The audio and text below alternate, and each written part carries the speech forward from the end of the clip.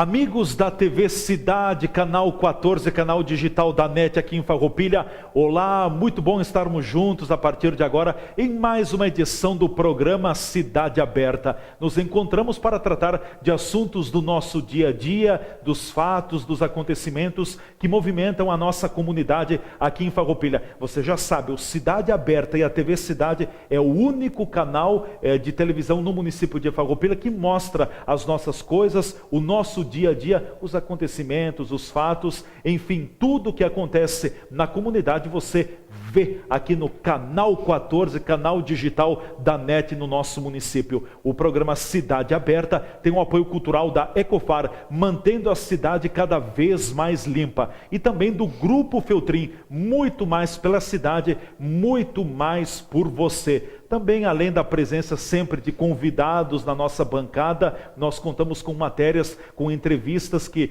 nós produzimos ao longo do dia e trazemos para você aqui no programa Cidade Aberta. O tema de hoje é um tema muito propício, um tema muito oportuno. Eu tenho certeza que você almeja chegar nele e eu também. Quem de nós nunca pensou, já não pensou na sua aposentadoria? Todos nós trabalhamos uma vida, seja na agricultura, seja na atividade industrial, comercial, setor de serviços, nós trabalhamos para um dia poder desfrutar da aposentadoria. Aqui no Brasil temos um regime de aposentadoria que diferencia a agricultura do meio urbano, mas regras específicas para cada regime. E por isso, no programa de hoje, nós vamos conhecer um pouco mais sobre o que é a aposentadoria, como funciona, o que é o tempo de contribuição, também a oportunidade, a opção, melhor dizendo, do cidadão se aposentar pela idade mínima. E para dissecar bem mais esse tema que parece um pouco complexo, nós convidamos, está conosco aqui na bancada hoje, a doutora Kátia Esquenato Valandro, advogada que atua na área empresarial e previdenciária do nosso município, a quem eu quero cumprimentar.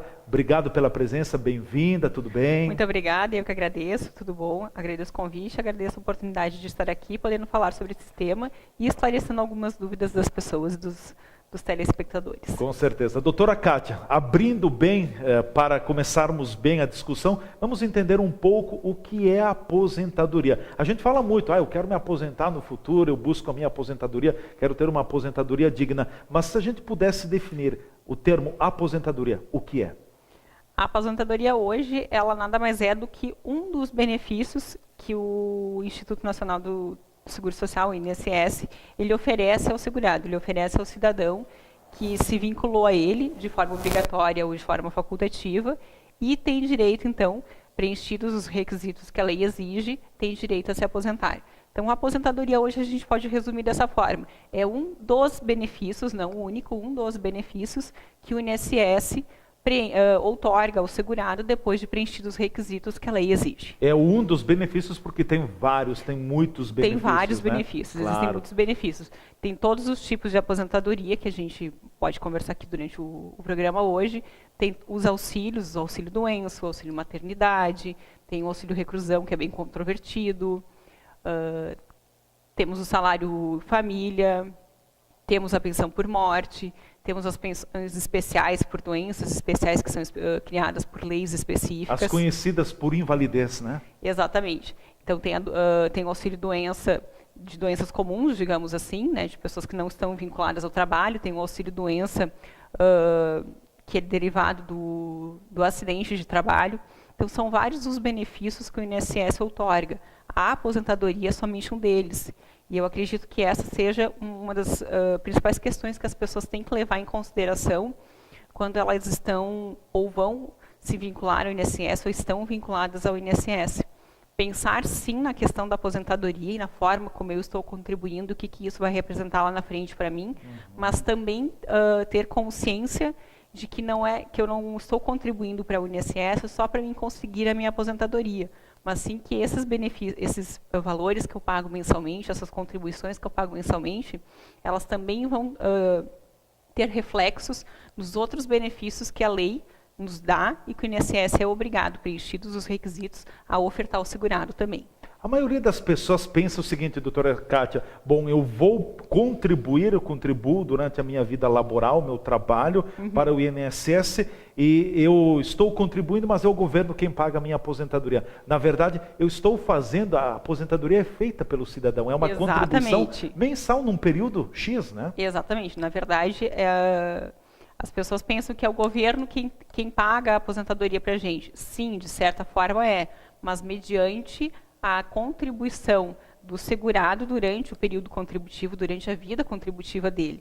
Então, tudo que o segurado pagou para o INSS é aquilo que o INSS vai considerar para o cálculo, tanto do benefício da aposentadoria, quanto de um eventual auxílio-doença, por exemplo.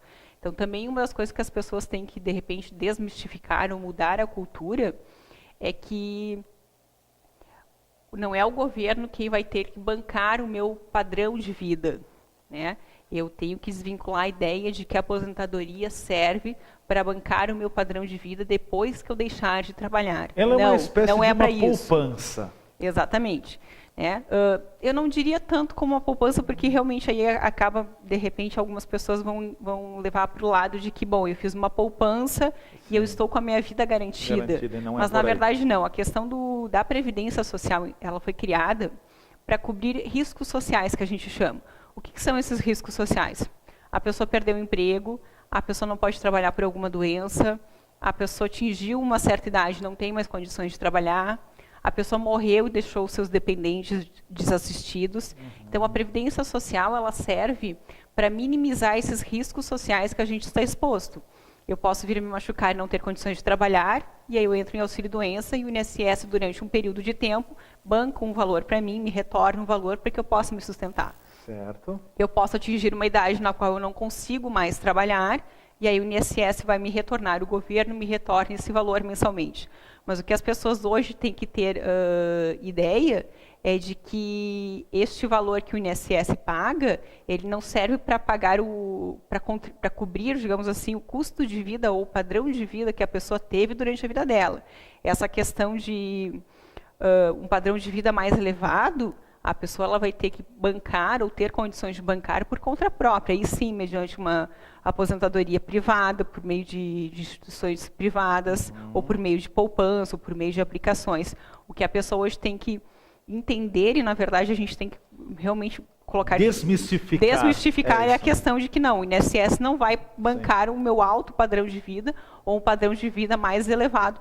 Não, hoje a gente não tem condições que o INSS faça isso. As pessoas pensam de que com uma aposentadoria, bom, eu vou ter a minha aposentadoria quando me aposentar, bom, eu não vou precisar de mais nada, o governo vai me bancar. Não é bem por aí o caminho. Exatamente, né? Não, elas têm que mudar essa postura. O INSS não tem essa capacidade, não dá. Não, o INSS não tem essa capacidade, e o que a pessoa contribui também não outorga ao INSS a capacidade financeira de retornar dessa forma. Ele não é uma poupança ou uma previdência privada que eu vou investir todo o meu valor e vou retornar. Na verdade, o que a gente coloca é que o INSS ele é um sistema contributivo e solidário, ou seja, hoje eu estou pagando para manter os benefícios das pessoas que estão recebendo, dos aposentados, certo? Amanhã ou depois, quando nós nos aposentarmos, quem vai pagar estes valores para bancar os nossos benefícios são as pessoas que estão nativas, são os trabalhadores que estão nativos. Então, os trabalhadores ativos é quem pagam os benefícios, os auxílios, enfim, que o INSS outorga para o segurado, para quem está recebendo. Então, não sou eu, Kátia, ou o Leandro, que nós vamos fazer uma poupança, vou ter lá a minha conta, tudo que eu pagar para o INSS, todo aquele valor retornará. Não, de forma nenhuma. Nenhuma, né? Bom, nós temos vários tipos de aposentadoria. Eu até coloquei no início do programa, a aposentadoria rural tem um regimento, tem uma legislação específica, isso. E a chamada aposentadoria urbana. É isso? Exatamente. Falando especificamente então, do benefício da aposentadoria, o INSS ele vai fazer essa distinção das pessoas que estão vinculadas à área urbana e à parte rural, entendeu? Os benefícios vinculados ao setor rural e ao setor urbano do INSS. Vamos falar um pouquinho sobre a aposentadoria rural. Qual é o principal regimento, como ela se estrutura de uma forma bastante geral? A aposentadoria, na verdade, o agricultor que consegue comprovar o tempo de contribuição rural, ele tem direito ao benefício da aposentadoria por idade rural. Então, a mulher ela tem direito a se aposentar aos 55 anos e o homem aos 60. É pela idade. É pela idade, não exatamente. Tem contribuição, é diferente. Não tem contribuição. Na verdade, assim, vamos fazer um adendo e esclarecer essa questão. O segurado especial, que a gente chama, que é aquele que trabalha em regime de economia familiar, ou seja, ele planta para a sobrevivência dele e da família dele. Isso tem que ficar muito claro, né? Porque muitas vezes o INSS e mesmo o Poder Judiciário, eles acabam descaracterizando essa situação de economia familiar, o regime de economia familiar, porque eles entendem que aquela renda era muito maior do que uma simples economia familiar. Daqui a pouco já era um pequeno empresário, certo? Que tinha trabalhadores ou que tinha empregados para contribuir com ele, né? Ou muitas vezes também um dos membros da família ele está vinculado à parte urbana do INSS, ele tem algum vínculo urbano, certo? E o INSS, mesmo o Poder Judiciário, eles acabam descaracterizando o vínculo daquela outra pessoa rural.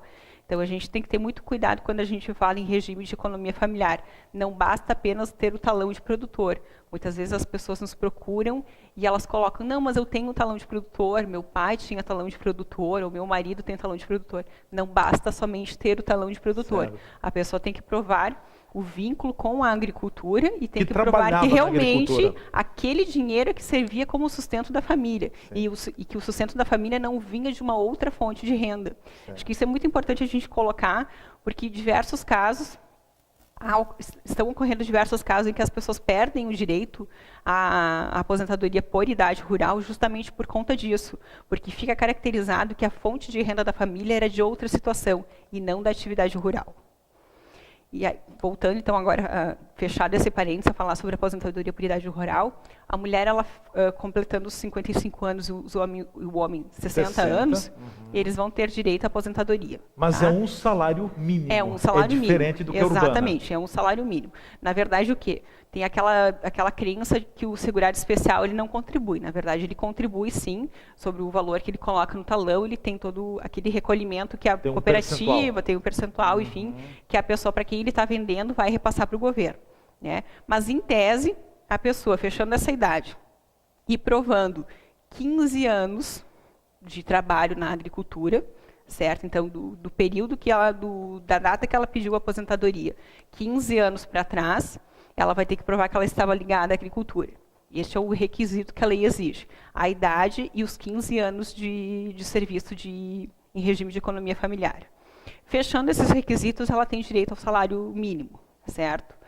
A pessoa pode, se ela quiser, o segurado especial, ele pode pagar, contribuir para ter direito a um benefício maior do que o salário mínimo. Claro. Isso ele pode ser feito. O que ele tem que ter o cuidado de, na hora que ele for no INSS fazer o registro, fazer a inscrição, deixar muito claro que ele trabalha em regime de economia familiar e que ele quer contribuir, então, como segurado especial de forma facultativa, porque o código de pagamento do INSS vai ser diferente, vai ser um código específico para aquela situação. Determinado. Exatamente. Então, a pessoa tem que tomar muito cuidado na hora de fazer esse registro no INSS, esse tipo de inscrição.